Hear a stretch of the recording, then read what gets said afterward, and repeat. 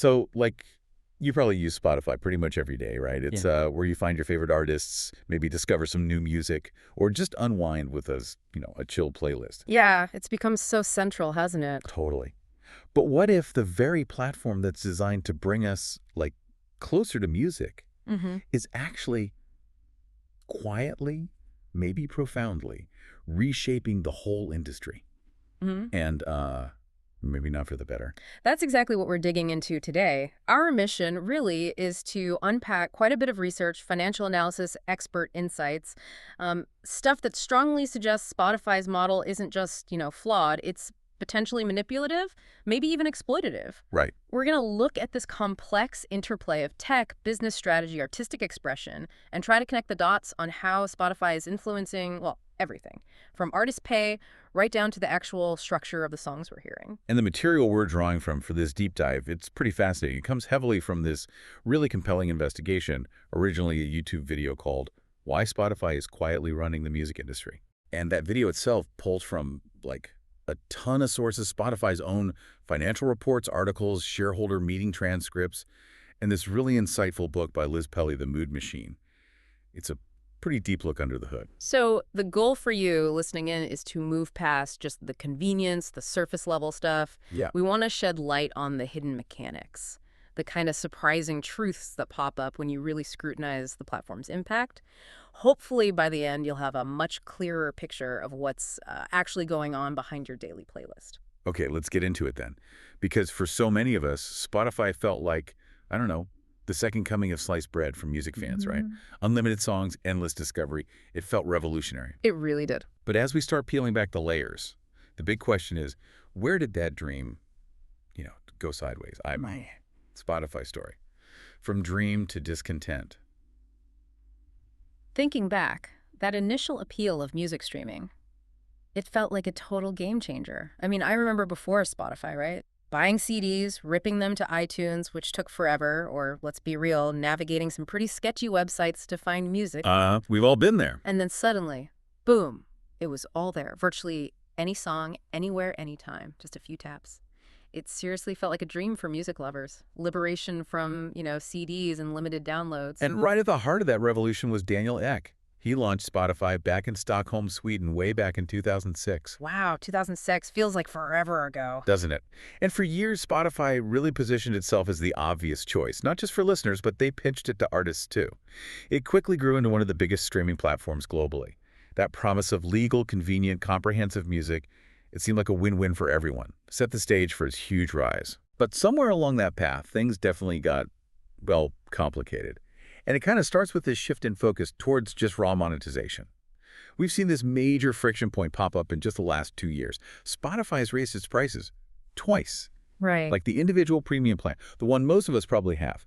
It jumped from $9.99 to $10.99 a month in July 2023. Okay. Then, just a year later, July 2024, boom, $11.99 a month. That's, a 20% increase overall in a really short time, basically asking us to pay way more for the same service. And it wasn't just the individual plan, was it? No, exactly. Other tiers felt it too, families, students.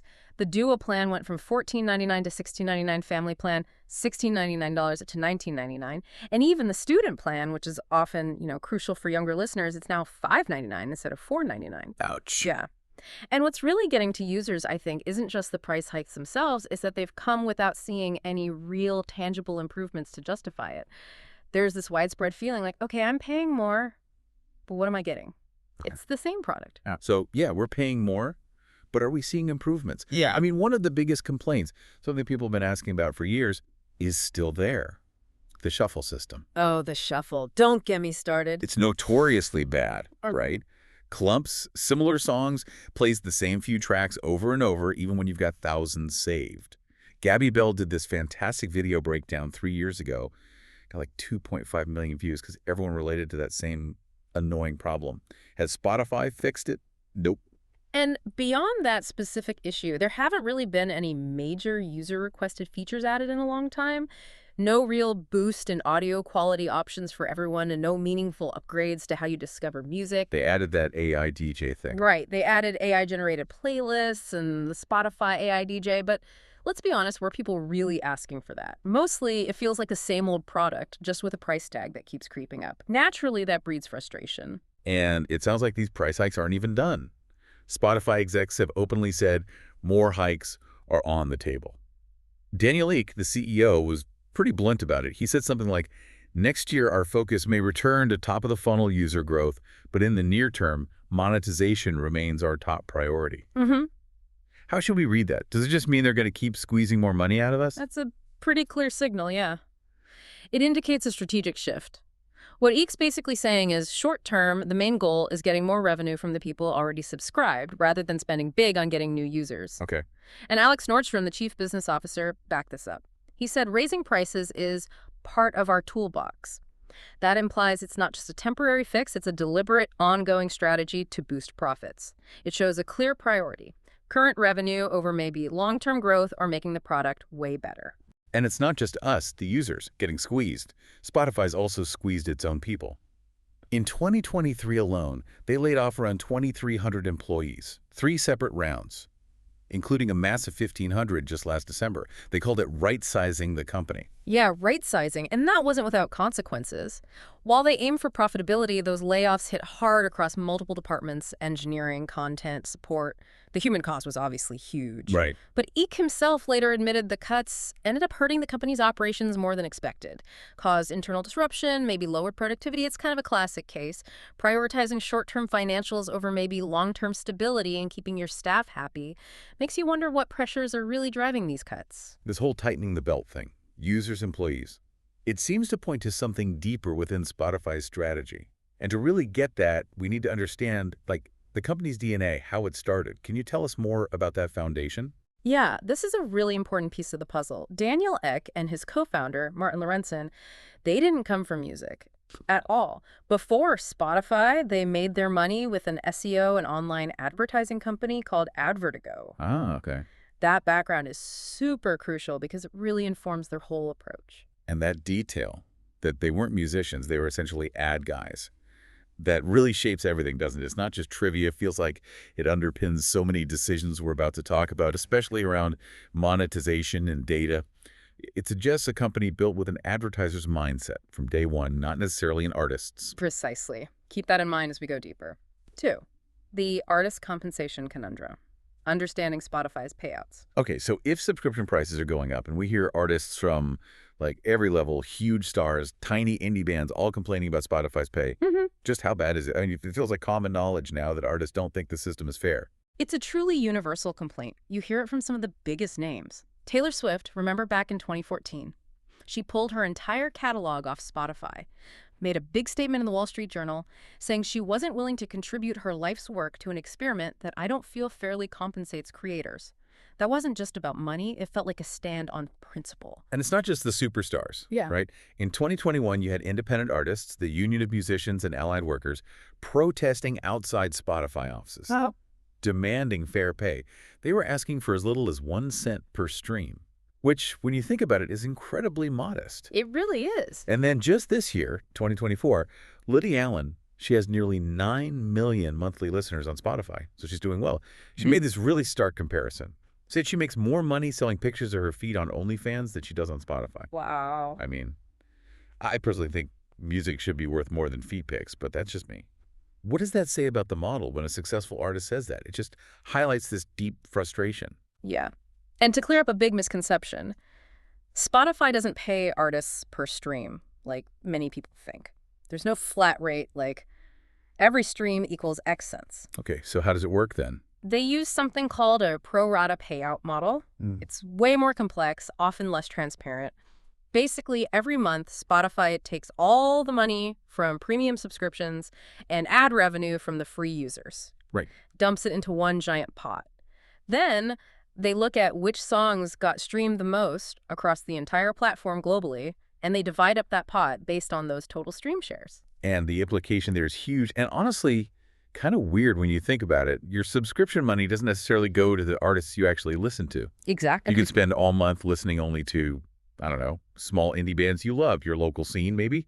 But under this pro rata system, Most of your money still goes to the biggest global superstars, Drake, Taylor Swift, whoever, just because they dominate the total number of streams worldwide. Yeah. So it's a system where the bulk of the money flows to the top, no matter who you personally support with your ears. It kind of disconnects your listening habits from where your money goes, de-emphasizes individual choice for aggregate popularity. It's really unusual compared to other platforms creators use.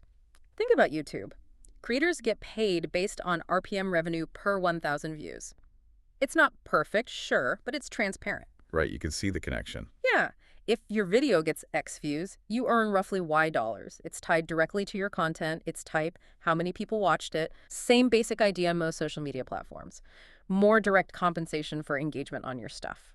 But Spotify, complete opposite. Sure. No clear per stream rate. It's intentionally vague, making it super hard for artists to figure out their earnings, let alone predict them. And then, to make it even worse, under that pro rata model, after they figure out the percentage from the big... Right.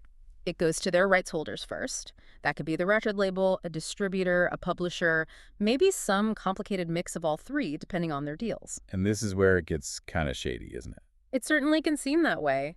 Most of these deals between Spotify and the major labels, totally secret, locked down by NDAs, non-disclosure agreements. Why? So artists don't know how bad the deal is. That's a strong possibility. It's likely the labels and Spotify don't want artists or the public to know the exact royalty splits or how much money the labels are really getting from streaming versus what trickles down.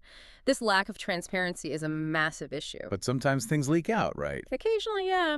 We get a peek behind the curtain. Like in 2015, The Verge got hold of Sony Music's contract with Spotify. It revealed Sony got up to $42 million in advances just for letting Spotify stream their catalog. $42 million. Just in advances. Yep. And of course, it's totally unclear how much, if any, of that advance money ever actually made it to the artists themselves. Or did the label just keep it? Okay, but what's the really juicy part here? Get this.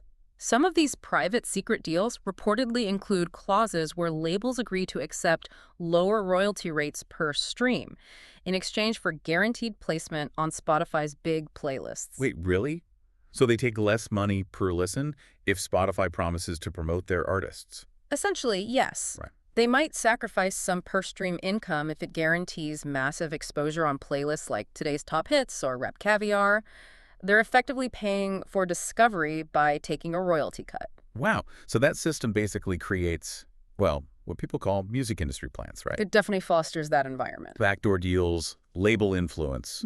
Spotify has a direct incentive to push certain songs, so the artists you see at the top of playlists. Often they're because someone paid for the spot, maybe indirectly through these deals, or the music itself is just manufactured to be Spotify-friendly, algorithmically perfect. It feels like the system is designed to game itself, putting corporate deals ahead of genuine talent, or what listeners actually discover organically.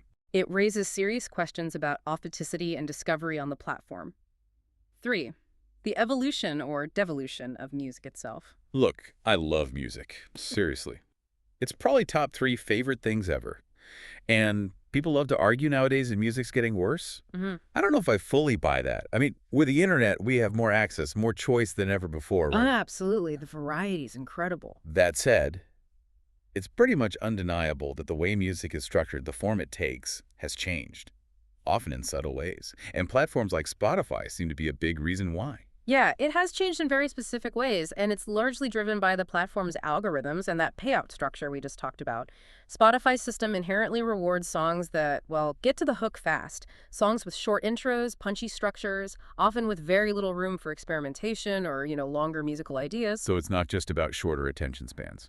Partly, maybe, but it's more than that. It's really a reflection of a system built for financial optimization, for maximizing stream counts, not necessarily for creative expression or deep artistic exploration. And this is where it gets really interesting because it boils down to this thing called the 31-second rule. The magic number. Under Spotify's pro rata model, they don't care if a song is 2 minutes or 10 minutes long. One stream is one stream. The key thing is, as long as someone listens for at least 31 seconds, it counts as a full stream for payout. Exactly. 31 seconds and you're counted. Okay, let's break that down. Right. Simple example. Imagine 2 songs.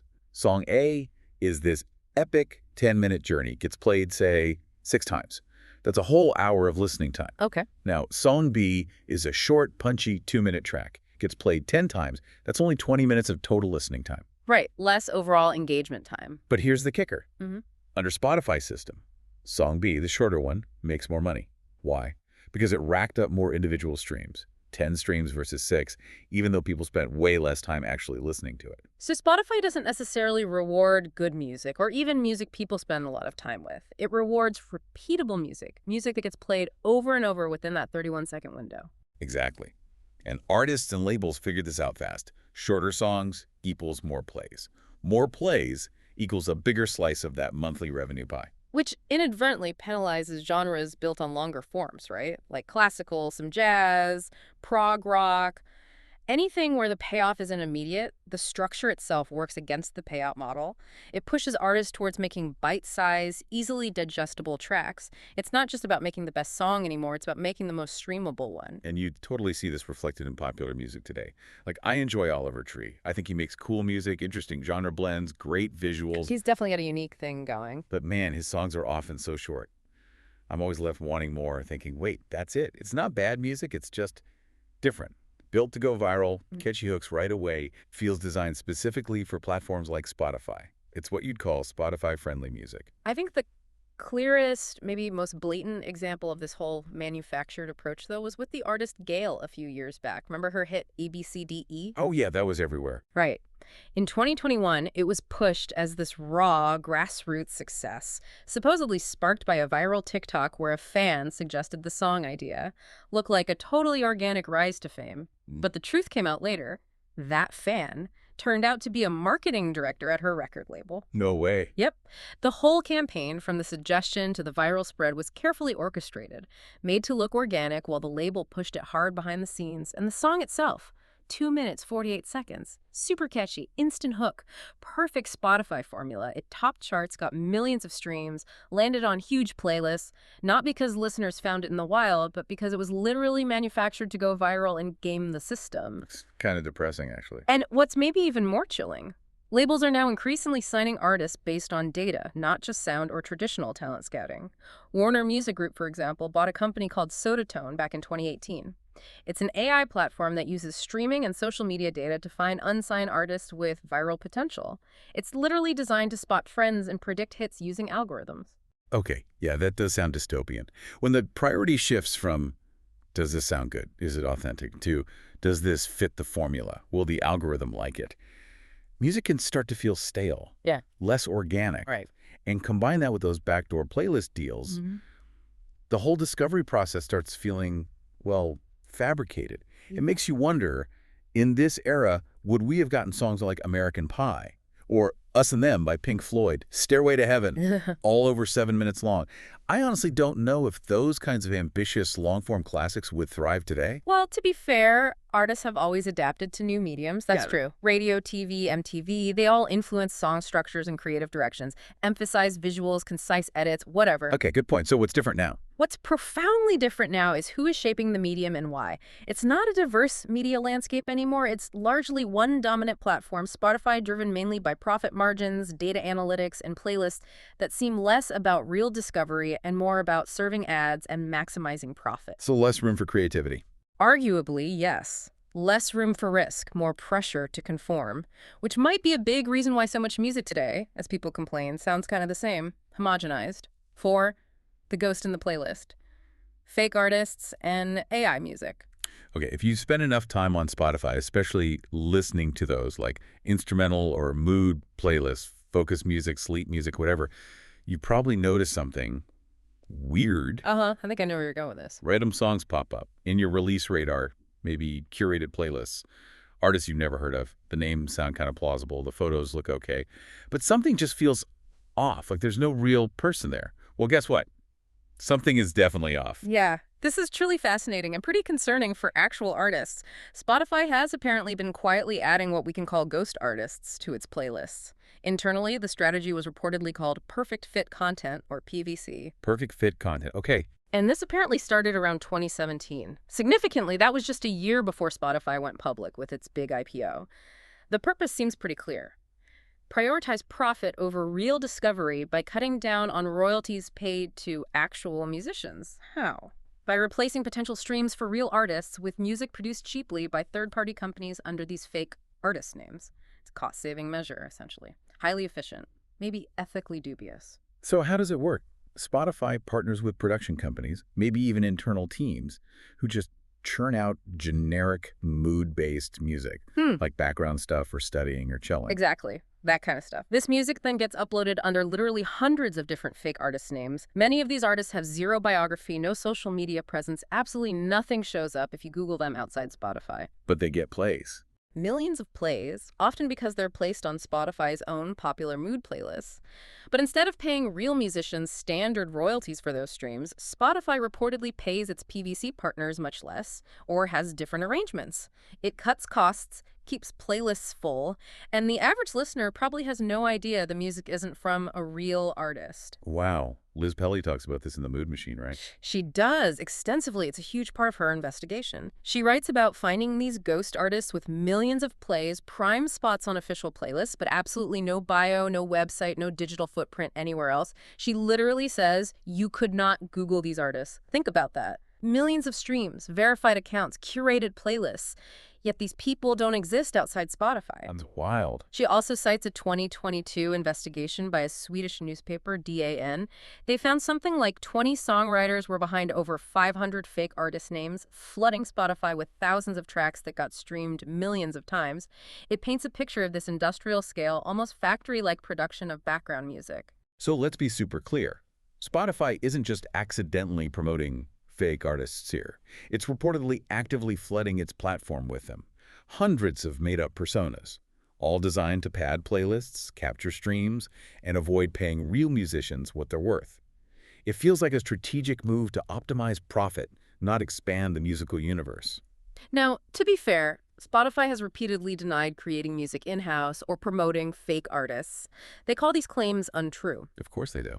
However, Liz Pelly and her sources, including former Spotify employees, present a lot of evidence suggesting otherwise. A consistent pattern. It's compelling enough to make any listener question what they're hearing. I remember first noticing this a couple years ago. I'd check out a new playlist, like for Focus, and see all these artists I didn't know. I just thought, oh, cool, new artist Spotify's recommending. I had no clue I might have been getting misled, and there are concrete examples online. Oh, yeah.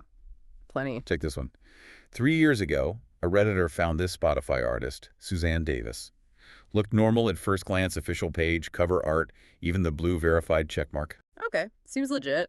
But then someone did a reverse image search on her profile photo. Turns out, it was a licensed photo from Shutterstock. Someone literally just grabbed the stock photo, slapped it on an account, and made up an artist. No way. And is she still there? Get this.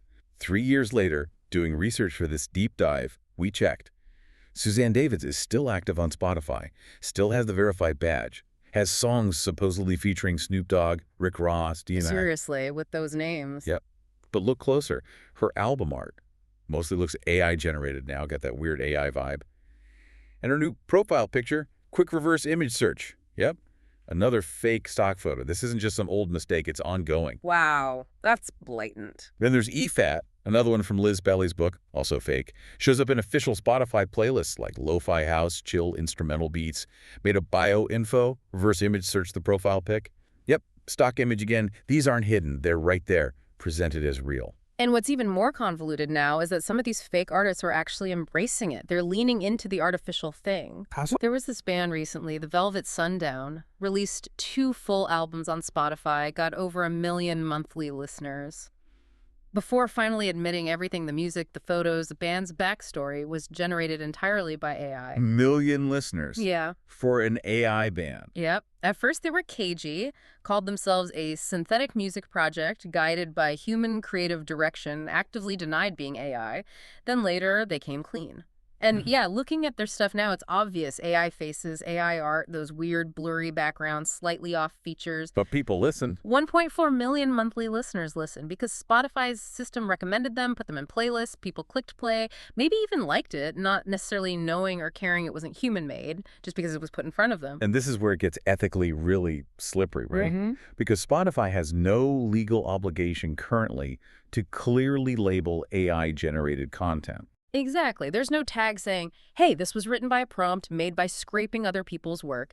It just shows up looking like any other artist, sitting right next to your human favorites, getting streams, making money, who knows how much, all without telling you what it actually is. It feels wrong. It raises a huge question. Many people, artists, advocates are saying AI music needs clear labeling. It's about transparency. Listeners deserve to know if they're engaging with a real human artist pouring their soul out or just content generated cheaply by Spotify or some company to fill space and save money. Without that transparency, trust just erodes. It really makes you second guess things. Lately, I find myself wondering about artists I discover. Are they real? I saw a playlist recently. Seemed like real artists. Some definitely were. Others, I'm honestly not sure. Verified profiles, thousands of plays, but no description, no links, no socials. Just a name, songs, a vibe. Right, that ambiguity. And that's the problem. I have no idea if I'm hearing a ghost artist, an AI project, or maybe someone genuinely pregnant who just doesn't want their face out there, which is totally fine. But the fact that I even have to ask that question, that underlying doubt, that's a massive problem for the platform's integrity. V, the financial imperative, justifying a sky-high valuation. Okay, let's recap. Spotify's raising prices, squeezing employees with layoffs, reportedly petting payouts to real musicians, padding playlists with ghost artists, unlabeled AI bands using stock photos. It's quite a list. At this point, you're probably thinking what it was. Where the hell is all the money going? And why are they so desperate for it? Well, to answer that, we need to put on our business hats for a minute. At first glance, you might think Spotify execs and shareholders are just rolling in dough. And, well, to some extent they are. In 2024, Spotify reported its first ever full year of profitability, brought in about $1.17 billion in profit. A big milestone after years of losses. Okay, $1.17 billion profit. But here's a really stark contrast that shows where some money is flowing.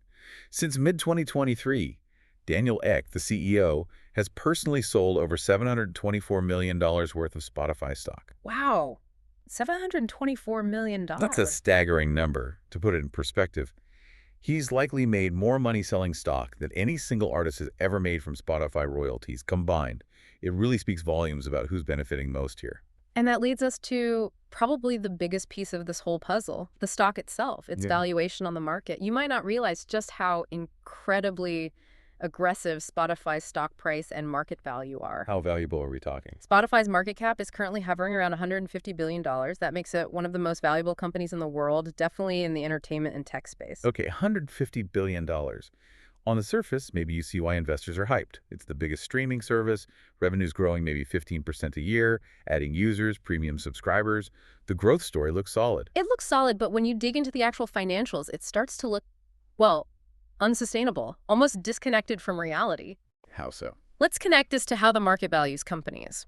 We use something called the price-to-earnings ratio, or PE ratio. Spotify's PE is currently around 109. 109. Is that high? It's incredibly exceptionally high. Basically, PE shows how much investors are willing to pay today for every dollar of a company's future earnings.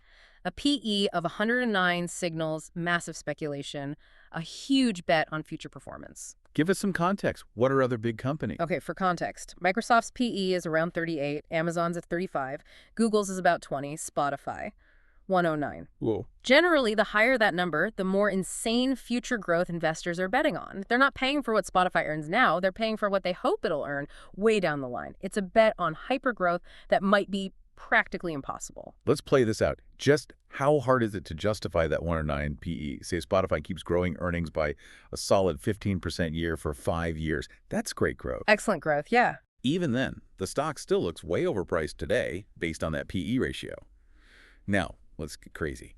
Imagine Spotify pulls off insane growth, like 25%, maybe even 30% growth every single year for 5 years.